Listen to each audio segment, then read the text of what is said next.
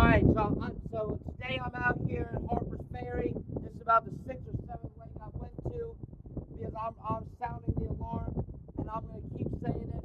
This is an extinction level crisis. This is a beyond Hitler level threat. If there's no water, there's no life. We are water, just like the Bible says blood is the life force. The water is another component to the life force. Look, and I'm going to get a closer view down in a few minutes, but look at this. It's all drying up. I would say at the most you got to about 2 feet. If you baptize somebody in this, you would literally murder them. And this major change has happened in only about 3 months. And every week it's getting worse and worse and worse. I'm going to prove this because I keep on monitoring this. People are going to look at these and by 2027 at best and say that I was 100% right. And like I've explained other times at the Governor's Center, it goes beyond the water. As sinister and evil as it is to take people's water supply, it goes into a much deeper, darker, spiritual aspect as well. And water rationing will eventually begin. And then once you get to the even deeper, well, not theories, it's all conspiracy, no theory. They're going to want you to succumb to things like mass surveillance to have water, or someday, in the worst case scenario, ship with the quantum interface.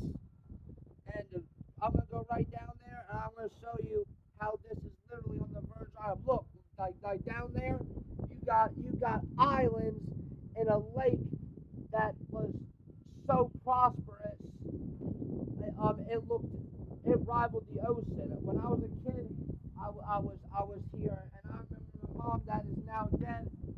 She marveled at how beautiful it was.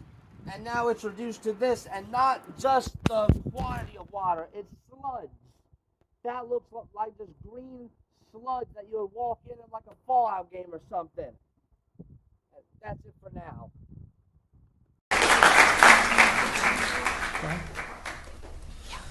My name is Samuel Conrad. Thank you for this opportunity. I've lived in Winchester, Virginia most of my life, and while I completely believe that the water is at a catastrophic crisis level event, I would also like to shed some light on the other intentions of these AI data centers. In my opinion, they're putting ELFs and EMFs at crisis levels. Effects to people's body is going to be unbelievable. There's a huge amount of people's pets that's all of a sudden dying. I know multiple people that's cats all of a sudden are getting sick out of nowhere at very young ages. And also AI is projected to take up to 90% of jobs in the next 2 to 3 years. And these data centers are the beast that's powering it. Something else that they're powering is these quantum physics computers, which not many people know about, but they're unbelievably dangerous. The CEO of D-Waves, Georgie Rose, was on TV about in 2016,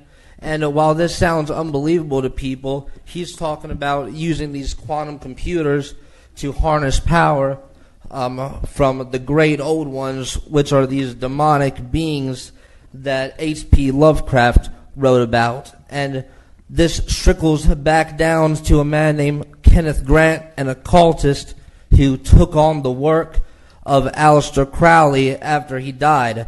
If you study this type of stuff, it's actually very common knowledge that all this stuff in history from the past 100 to 250 years is a Luciferian conspiracy. And also something that I want to bring up, these AI data centers, they're working on a program called digital prisons. And they want to punish people. Instead of giving them, say, 1 year in prison, they want to give people 10 years in prison by putting them basically in a virtual reality slumber, by punishing people. There's an unimaginable amount of what I call black science being worked on by these data centers. About 1 billion humanoid synthetic Robots are in development right now. It's a crisis level event, and they're talking about this universal high income. But I just want to put out there what is going to be the price for that. And this is this quantic brain interface. They're going to want people to get a little chip put into their brain so they can just turn on a little button, put people in a whole other world. Thank you. Thank you.